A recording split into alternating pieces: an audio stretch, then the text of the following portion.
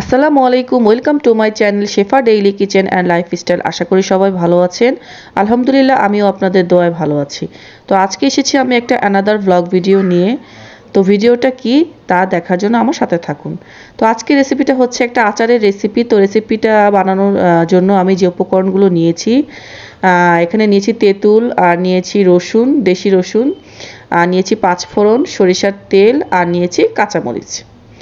তো এই অবস্থাতে আমি প্রথমে যে কাজটা করছি বন্ধুরা, প্রথমে আমি একটি কড়াই নিয়ে এটা চুলাতে বসিয়ে দিলাম। তো এখন আমি আমার প্যানটাকে ভালোভাবে গরম করে নিব। তো যতক্ষণ না গরম হচ্ছে অপেক্ষা করব। এই তো গরম হয়ে যাওয়ার পরে আমি এতে অ্যাড করে দিচ্ছি সরিষার তেল। তো এই অবস্থাতে বন্ধুরা আমার তেলটাকে পুরো গরম করে নিয়েই মশলাগুলো বাকি দিতে হবে। তো গরম না হওয়া পর্যন্ত আমি একটু অপেক্ষা করছি। তো এই তো পুরোপুরি যখন গরম হয়ে যাচ্ছে, তো এই অবস্থাতে আমি দিয়ে দিচ্ছি প্রথমেই পাঁচফোড়ন। তো পাঁচফোড়নগুলো দিয়ে আমি কিছুক্ষণ এটাকে নেড়েচেড়ে নিব, ভেজে নিব। তো কিছুক্ষণ ভাজার পরে আমি পাঁচফোড়নটা তারপরে একে একে বাকি উপকরণগুলো অ্যাড করব। বন্ধুরা, যারা আমার চ্যানেলটি এখনও সাবস্ক্রাইব করেননি তারা প্লিজ আমার চ্যানেলটিতে সাবস্ক্রাইব করে বেল আইকনটি প্রেস করে আমার সাথে থাকুন এবং নতুন নতুন ভিডিও পেতে সাহায্য করুন।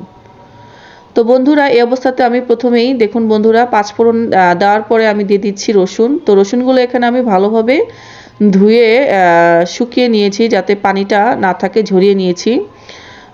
তো এই অবস্থাতে আমি 2-3 মিনিটের মতো এই রসুনগুলোকে ভেজে নেব। তো কিছুক্ষণ ভাজার পরে আমি এটাতে অ্যাড করে দিচ্ছি কাঁচামরিচ। তো কাঁচামরিচগুলোকেও আমি ধুয়ে ঝরিয়ে নিয়েছি, যাতে এতে পানি না থাকে।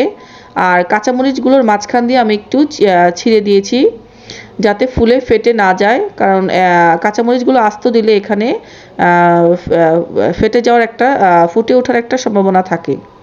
তো এর পরবর্তীতে আমি এখানে দিয়ে দিচ্ছি 1 চামচ পরিমাণ লবণ আর 1 চামচ পরিমাণ আদা বাটা।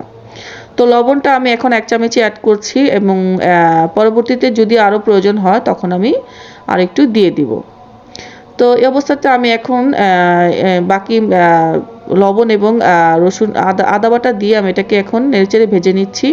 তো আমি ততক্ষণই ভাজবো যতক্ষণ না কাঁচামরিচের যে কালারটা একটু চেঞ্জ হয়ে যাচ্ছে। তো এই অবস্থাতে আমার কাঁচামরিচের কালারগুলো চেঞ্জ হয়ে গেলে আমি যে তেঁতুলটা ছিল সেটাতে কিছুটা পানি মিক্সড করে তেঁতুলটাকে দিয়ে দিচ্ছি। তো এই অবস্থাতে আমি এখন বেশ কিছুক্ষণ এগুলোকে নেড়েচেড়ে ভেজে নেব যতক্ষণ না পর্যন্ত পানিটা শুকিয়ে তেলটা ভেসে না উঠছে। তো এই তো কিছুক্ষণ ভাজার পরে দেখুন বন্ধুরা, আমার আচারের তেলটা ভেসে উঠেছে, তার মানেই আমার আচারটা হয়ে গেছে।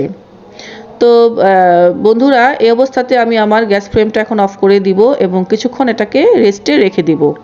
তো এই তো বেশ কিছুক্ষণ রেস্টে রাখার পরে এটা যখন ঠান্ডা হয়ে যাবে তখন এটাকে আমি সার্ভ করব। তো সার্ভ করার জন্য এখানে আমি একটা বয়াম নিয়েছি। তো এই তো বয়ামে এখন আমি এটাকে সার্ভ করে নিব। তো আজকের এই রেসিপিটা খুবই সহজ এবং অল্প সময়ের মধ্যে এই ঝাল টক এই আচারটা বন্ধুরা আপনারাও বানিয়ে নিতে পারেন। তো এই আচারটা আপনারা চাইলে খিচুড়ি অথবা সালাদ তৈরিতেও ব্যবহার করতে পারেন। এটা খেতেও খুব মজা।